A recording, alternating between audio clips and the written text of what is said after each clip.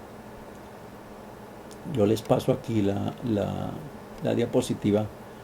Entonces el Sefer Havikuach fue condenado naturalmente a la hoguera. Es decir, este escrito que hizo Ramban sobre la disputa de Barcelona fue condenado a la hoguera. Obviamente se la idearon para salvar algunas copias, ¿no es cierto? Entonces, de la misma manera, pues me ponen a decir, bueno, pero se salvaron Talmud. Se supone que hay algunos Talmud que se salvaron. Pero acuérdense ustedes que luego vinieron también ya la Inquisición y ya fue peor la presión hasta recientemente, porque estamos hablando hasta el año 50, 1950, pues el control de la Iglesia Católica era general en toda Hispanoamérica. Aún hoy día es un control total, tanto en lo político como en lo social y lo espiritual, por supuesto, en algunas partes, en algunos países, sobre todo en Centroamérica. Entonces, el Sefer Havikuach también lo echaron a la hoguera. Cualquier escrito copia que tuvieran, pues si lo encontraban, pues el que lo tuviera tenía problemas. Entonces, no solamente con eso, que le ordenaron a Ramban que se fuera de Aragón, que se fuera del reino de Aragón. Entonces lo echaron de Aragón. Como vimos, pues eran diferentes reinos, entonces él pasó a otros reinos, ¿no? Estaba el reino de Andalucía, estaba el reino de Tarragona, era el otro que les dije. Entonces, durante 3 años él estuvo viajando entre Castilla, que era el otro reino, y Provenza, en Francia. Él iba a Francia también. De Provenza era Rashid, recuerdan ustedes, él venía allá de Provenza. Y estuvo él, vaya y venga, en donde comenzó, ahí él comenzó a escribir la obra magistral de Ramban, que es el comentario del Humás, el comentario de la Torá, que es lo que nosotros estamos comenzando a estudiar. Único en que no solo interpreta los versos individualmente, sino también los analiza por tópico, y va interactuando con la Agadá y con la Kabbalah, con las interpretaciones cabalísticas que ellos le dan. Entonces, pues, es la grandeza de sus escritos caen allí, en el comentario de la Torá, en el comentario del Humás, que es lo que nosotros estamos, como les digo, estamos nosotros adentrándonos. Entonces, a la edad de 72 años, Ramban decide, no, pues aquí la cosa está ya medio feona, yo más bien me voy para Eretz Israel. Y entonces, después de tropiezos, problemas, se va de viaje, en el viaje hay enfermedades, etc. Entonces llegó a Acre o a Acco, allá en Eretz Israel, en Acco, en el Elul del 1267, ya él tenía 72 años, llegó allá a Israel. Entonces él fue a Jerusalén, se quedó en Jerusalén para celebrar Rosh Hashanah, y vio pues el estado en que la ciudad la habían dejado. Pues inicialmente las cruzadas de los cristianos que destruyeron la ciudad, y por supuesto que después vinieron los islámicos y arrasaron con todo ello. Entonces luego vinieron el gobierno de los egipcios también, con lo que les había dejado la porción de ¿cómo se llama? De este rey, fue, bueno, no me acuerdo en este momento, pero entonces ya habían dejado de Jerusalén algo que realmente dice Ramban en sus escritos, que era una ciudad tan grande, tan poderosa, que ahora era tan grande, pero en su destrucción, en su podredumbre, en su todo lo malo, lo bajo. Es decir, él se conduele mucho con la ciudad. Él sufre mucho de ver la ciudad en la manera en que la dejaron. Y pues no halló ninguna sinagoga que estuviera realmente en ejercicio. Y entonces, para celebrar su Shabbat, le tocó irse donde algunos amigos, a una casa de unos amigos, y allí entonces escasamente reunió un minyan para celebrar el Shabbat en esa casa. Ya una vez, pues, Baruch Hashem, que pudo él celebrar su Shabbat allí, y Y allí en Jerusalén, él esa casa la estableció como una sinagoga. Y todavía esa casa hoy permanece, después de 7 centurias, esa casa todavía permanece en pie como una sinagoga en donde Rambán estuvo allí, estuvo rezando, estuvo dando algunos drashá, algunos drashot, y dio muchas enseñanzas mientras estuvo esos días allí, y luego siguió para establecerse allá en Aco. Entonces esa sinagoga todavía se dice que está allí. Entonces, al establecerse en Aco o en Acre, pudo terminar la obra que les estamos conversando, que es el comentario del Humash. Y por supuesto que tampoco dejó de mantener contacto con la familia que él había dejado allá en España. Se enviaban cartas y pues siempre habían los mercaderes que iban y venían, ¿no? Ramban murió el 11 de Nisan, es decir, 3 días antes de la fiesta de Pesach, en el 5070, o sea, en el año 1270. Y su sepulcro, pues eso está en disputa porque no se sabe en dónde que está, si está en Acco, o está en Jerusalén, o está en Hebrón, allá donde están los patriarcas, allá cerca, o también en Haifa. Entonces no se sabe en dónde es que está.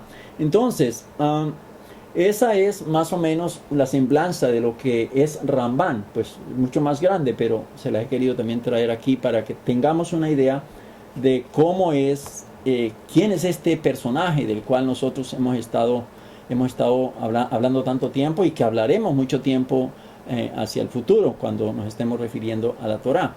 Entonces, ya ahora sí vamos a entrar en materia en el análisis del libro de Bereshit. El Rambán, para iniciar estos análisis que él hace de los 5 libros, él escribe una introducción también, y es una introducción muy linda. No se las traje aquí, pero dice más o menos así en general, en líneas generales, dice Rambán, dice: en el nombre de Dios, el grande, el poderoso y el grandioso, dice, comenzaré a escribir aspectos originales en la interpretación de la Torá, con temor, con espasmo, con temor y temblor, con reverencia, orando y confesando, con el corazón contrito y un espíritu partido, pidiendo el perdón y pidiendo la expiación, es decir, ¿cómo se dice? Cuando nos arrodillamos, arrodillándonos, postrándonos, con totalmente toda la espina de mi columna, ¿no? Es decir, mi alma conoce bien, con claro entendimiento, que un huevo de una hormiga no es más pequeño comparado con la esfera que está, la esfera celestial que está afuera.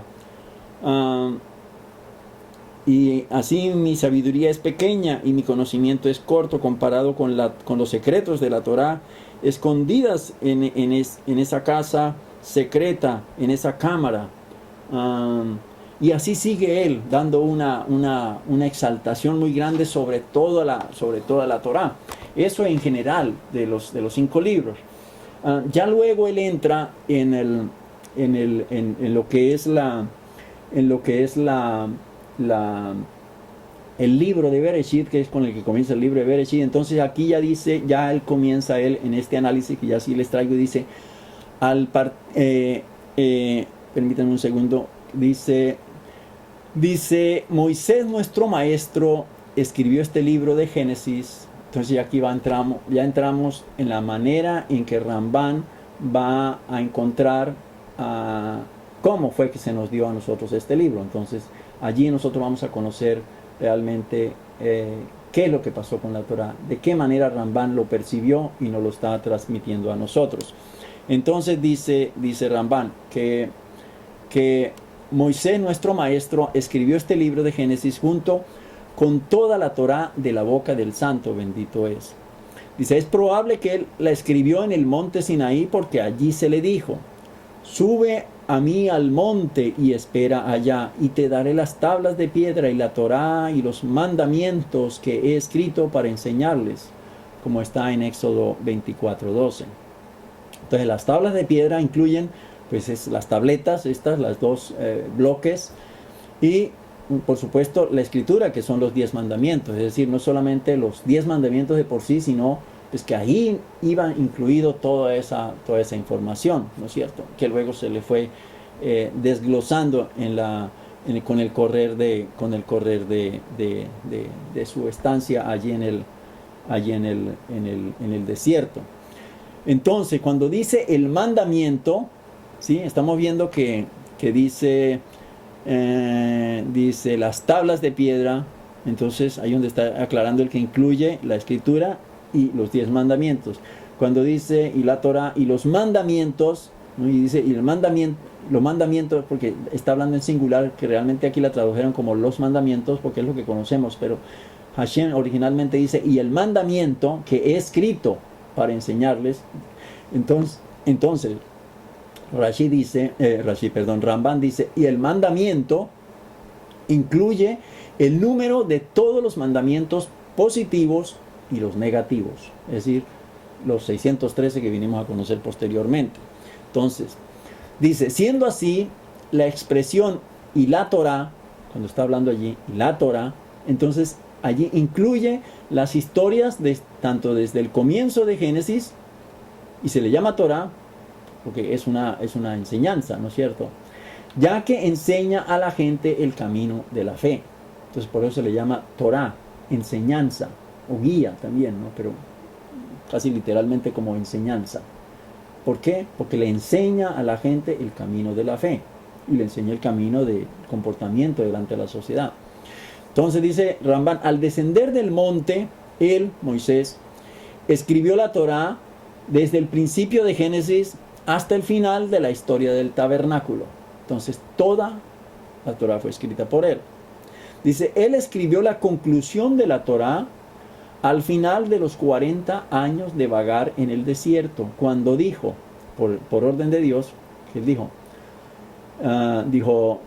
Dios, toma este libro de la ley y ponlo en el lado del arca del pacto del Eterno tu Dios, que está escrito en Deuteronomio 31:26. 31:26.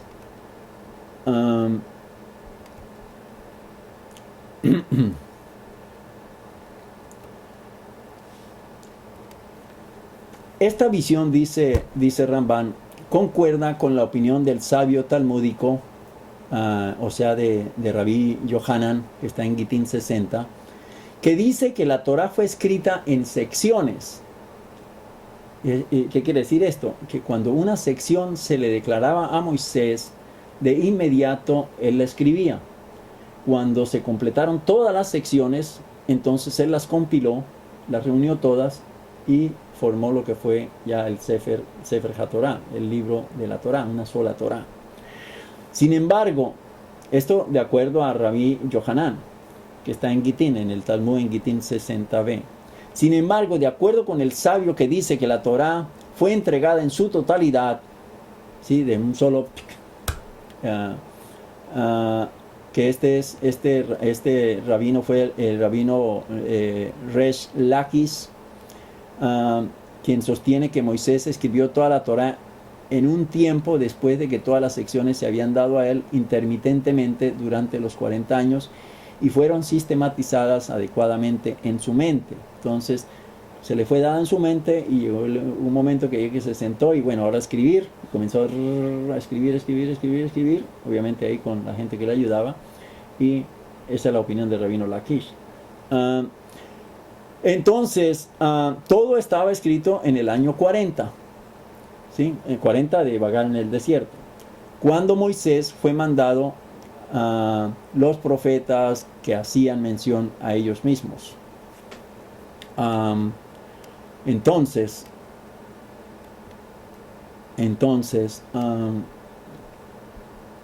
estas son las opiniones que les estaba yo conversando.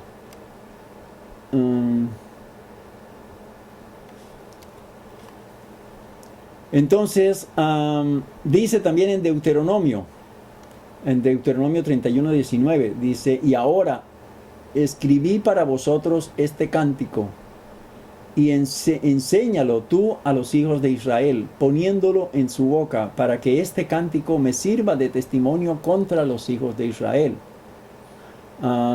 Eso está en Deuteronomio 31. Y como se le encargó además, tomad este libro de la ley y ponedlo al lado del arca del pacto del Eterno, vuestro Dios, para que quede allí por testimonio contra mí. Deuteronomio 31:26.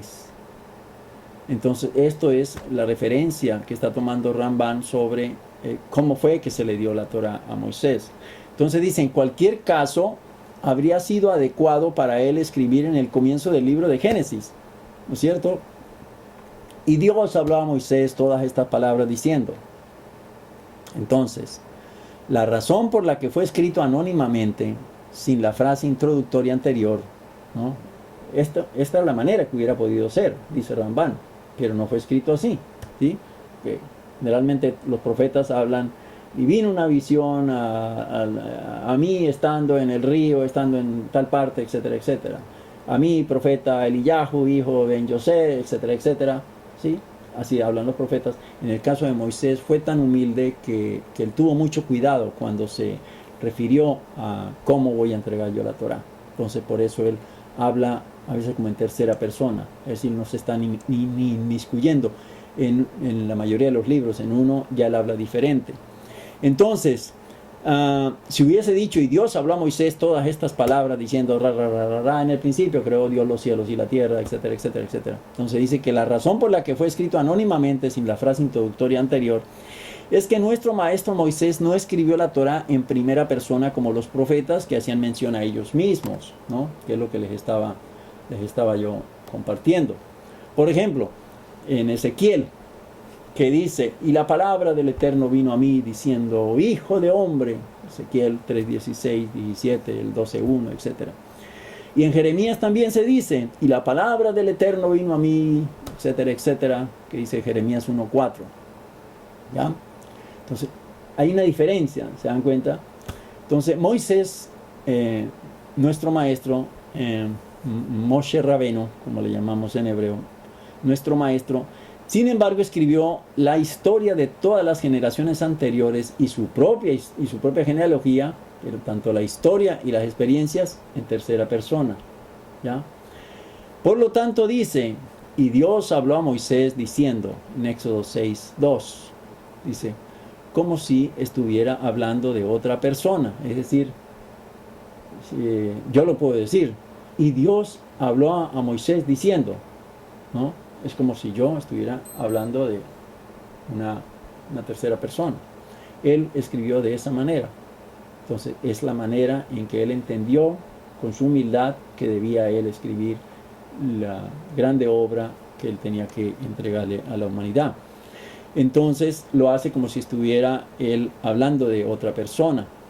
Y esto es así porque Moisés no es mencionado en la Torah sino hasta su nacimiento. Entonces él, desde Génesis, no encontramos nombre de Moisés, sino hasta el final ya, en donde ya comienza Éxodo también, y ya se habla de Moisés como el libertador del pueblo hebreo, pero ya es arrancando el libro de Éxodo.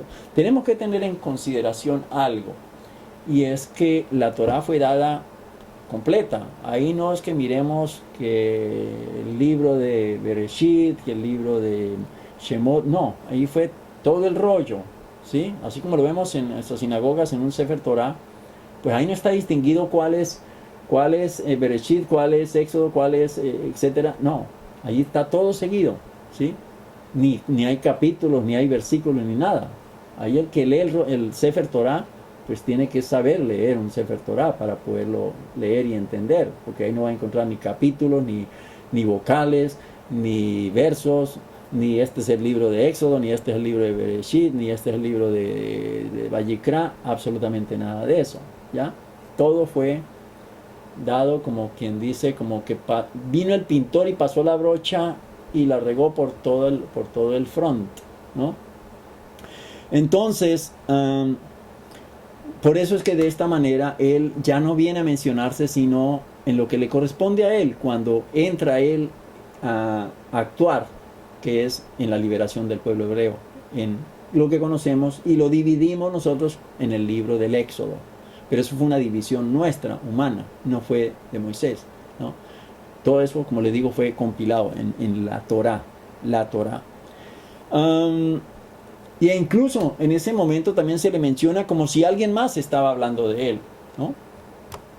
Entonces ahí es donde vamos nosotros conociendo la grandeza de Moisés, la humildad de Moisés también, ¿no? Que es algo digno de destacar.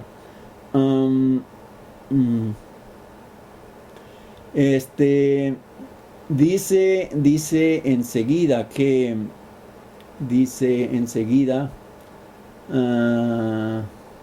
bueno, esta era la cita que les estaba dando de Ezequiel y de Jeremías y de Éxodo 2. Y entonces enseguida vemos que ahora no encontramos pues ninguna dificultad en cuanto a Deuteronomio, cuando Moisés habla acerca de sí mismo.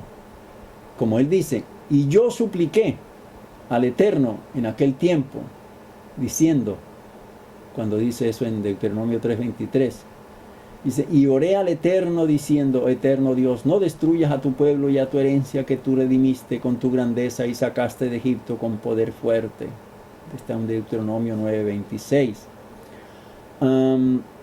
Para iniciar este libro se lee, estas son las palabras que habló Moisés a todo Israel de este lado del Jordán con relación al desierto, a la Arabá, o sea, la planicie, al lugar que está frente al Mar Rojo, al lugar que está entre Parán y Tofel, y con relación a Labá, que está en Deuteronomio 1:1.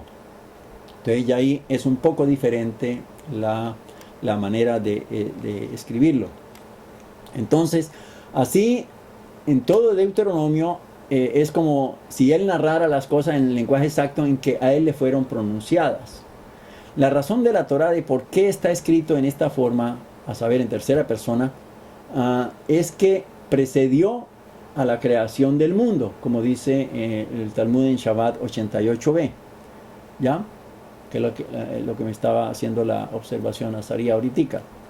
Dice que es por eso que está escrito de esta forma, porque precedió a la creación del mundo. Y no hace falta decir que precedió al nacimiento de Moisés, Moshe Rabenu, nuestro maestro. Entonces se ha venido transmitiendo a nosotros por la tradición de que la Torá fue escrita con letras de fuego negro sobre un fondo de fuego blanco, ¿no? Con letras de fuego negro sobre un fondo de fuego blanco. Eso nos dice el Talmud Yerushalmi en Shekalim, ¿sí? Eso es lo que nos dice la tradición, ¿no? El Talmud Yerushalmi, el Talmud de Jerusalén, lo dice de esa manera, que fuera escrita la Torá con letras de fuego negro. ¿Ustedes se imaginan el fuego negro sobre un fondo de fuego blanco? ¡Wow! Tremendo, ¿no? Y poderlo comprender, pues, mucho más, ¿no? ¿Cómo lo comprendo?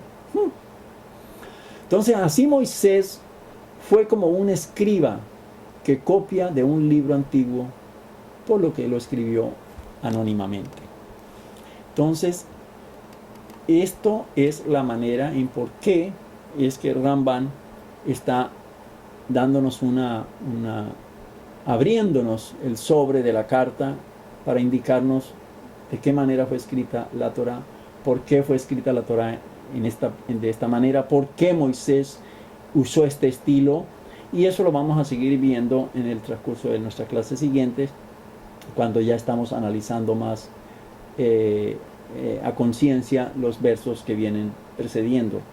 puede hacer que Akadosh Baruj Hu nos siga ayudando para seguir comprendiendo todo esto que nuestros sabios nos han traído a nosotros para que lo podamos comprender de una manera más fácil, más elegante y más sencilla.